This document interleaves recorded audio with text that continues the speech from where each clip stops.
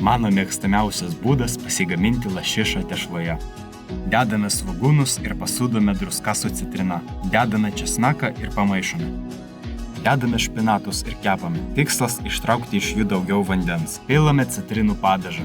Jei jo neturite masiai atvėsus, įdėkite citrinos žievelę. Perkeliame į dubenį ir atvėsiname. Pridedame kreminį sūrį, garstyčias ir juodosius pipirus. Gerai išmaišome ir dedame į šaldytuvą. Naudojame lašišos filė, perpjauname į 2 lygias dalis, pasūdome ir paliekame ant stalo 30 minučių. Užtepame įdarą ant lašišos. Uždengiame kitų gabaliukų ir išlyginame kraštus. Perkeliame lašišą ant sluoksniuotos tešlos. Pasūdome druską su citrina. Uždengiame kitų tešlos lakštų. Nupjauname likučius ir užlipdome kraštus.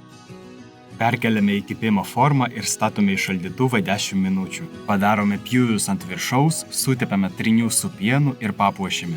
Kepame ant 180 laipsnių 30-35 minutės arba kol žuvis viduje pasieks 55 laipsnius. Pilną receptą ir naudojamus produktus rasite aprašyme ir komentaruose. Skanaus!